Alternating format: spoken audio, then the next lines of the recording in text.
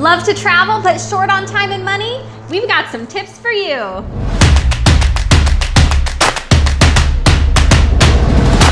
Hi guys, this is Amy. This is John. And we're with TPF, Trips, Places, and Fun, where we share some practical travel tips and visit some exciting destinations. Today we'd like to discuss some ways to save time and money when you're traveling, so how to be more cost-effective and more efficient when you're taking trips. One of the first things that we always go over when we're deciding to take a trip is who is going to go with us. So we are a big family of 7, and it costs a lot of money for our whole family to travel somewhere. So we do something that a lot of people might think is a little crazy. Often, actually most of the time, we will only take certain members of the family on our vacations. Sometimes it's just Amy and me, sometimes these are business trips. And for example, recently we took a trip to Florida and it was just us and our youngest daughter, Eva.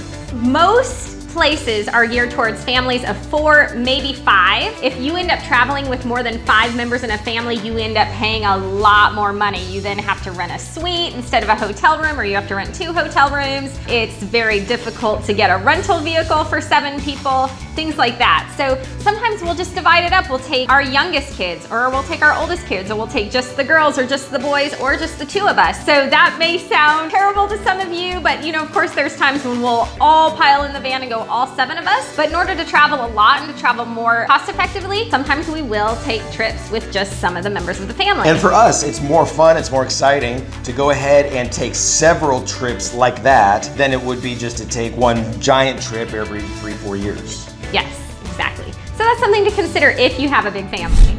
So one of the places that I usually start is an online travel site. Orbitz is kind of my website of choice. I found they have great customer service. There was a time when we were on our way to Disney World in our minivan and it broke down and we weren't able to make our hotel room that night, and they actually refunded us the cost of a hotel to get a new hotel at the place where we were broken down. So there have been other travel sites that we had similar issues and they would not refund, but Orbitz was great that way, so I love to give them our business. So I'll start there. I'll even look at places like eBay, VRBO, which stands for Vacation Rental by Owner, Airbnb, all those places. So start there. You can usually get some awesome deals. So I usually use Orbitz for rental cars. I'll use it for hotel rooms, sometimes flights, but lately we found that you can get great deals on the actual airline site, like Allegiant or Frontier. Some of those budget airlines you won't be able to find on Travelocity or Orbitz or those, but if you go directly to those sites, you can get some amazing deals. So probably my favorite travel strategy by far is TSA pre-check. So I fly a lot, we fly often together. It is worth every ounce of money and every ounce of time that it takes to actually register. It's worth it. It's absolutely worth it. So you don't have to wait in the long lines. You don't have to take off your coat. Don't have to take off your shoes. Don't have to take out your laptop. Don't have to take out your toiletries. You just cruise right through security. It will save you some of that crazy that we all experience at the airports. Yes, as you go through security, it saves you a lot of time and a lot of hassle. And I think the whole process cost us around $80 or something for you to get. They last 5 years, and for us, we had to go to Springfield, Missouri, and there was one specific place, and you go in, it took me maybe an hour, and I was done. So definitely worth the time and money to do that if you travel a lot.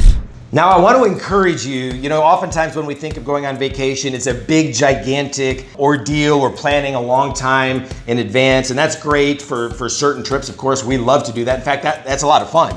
As you're planning your trip, you're planning your fast passes at Disney, and you're doing it way in advance, and you're making your dinner reservations. But another way to go about this, so you can add some travel in between the big trips, is to take short trips. Just quick trips. Get everybody in the van or in the car and cruise a couple hours away to some place close to you and do it on the cheap. Go camping if you want to do that, or just hang out at the lake if there's a lake there. Go hiking, or just what can you do there just to get away from the crazy hustle bustle of life and just enjoy an overnight stay with the family just to get away. So you can do that. There's a lot of free things, a lot of cheap things that you can do pretty much anywhere that you travel. In fact, I'd encourage you to check out I'll put a card right up here, Disney World Free and Cheap Strategies. There's a way that you can enjoy Disney magic for free or cheap. When we took our trip to Orlando recently, we actually got to experience a lot of the Disney magic for not much money at all. So definitely check out that video.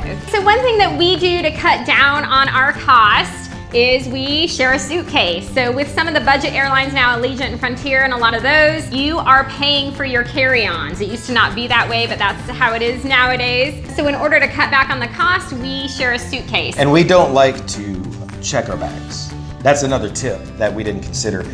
Don't check your bags, carry on. Yes, we like to carry on. That does save time, and it can also save the hassle if you ever, lose a bag. You know what a pain that is.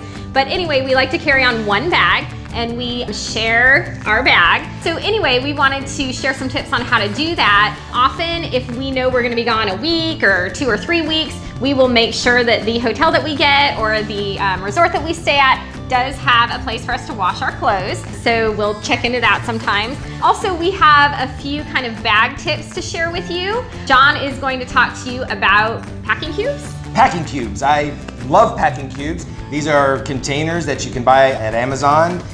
They're very inexpensive and they're zippered, the ones that I have. You open this bag and you roll your clothes very, very tightly. So you're gonna roll your shirts, you're gonna roll your pants very tightly, you're gonna stuff them into the bag, you're gonna zip it up, and so all your shirts go into one bag, all of your pants go in another bag. Everything has its own bag, and then you put these bags into your suitcase, and boy, does it save a lot of space. In addition to your carry-on, most airlines are going to allow you to bring a free personal item. A lot of times that'll be a laptop bag. That's usually what John carries on. I usually bring a backpack. So this is my backpack. Inside of my backpack, I usually put a small purse. So this is my Vera Bradley Hipster.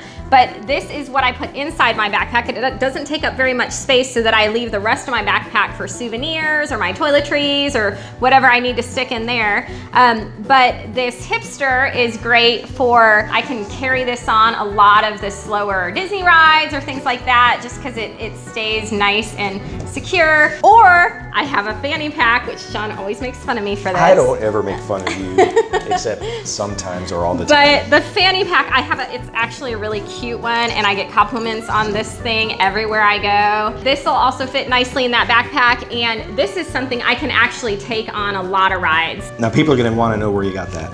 I just got this on Amazon. I will tell you the name brand. Lackhays. Spell it. L-A-K-H-A-Y-S. So maybe lackeys. Lackeys? I don't know. I don't know how to pronounce it. But this one is super cute. Seriously, every time I wear it out, I have so many people ask me about it, ask me where I got it. And then she looks at me, and then I just roll my eyes. And I'm like, see, there are cool fanny packs.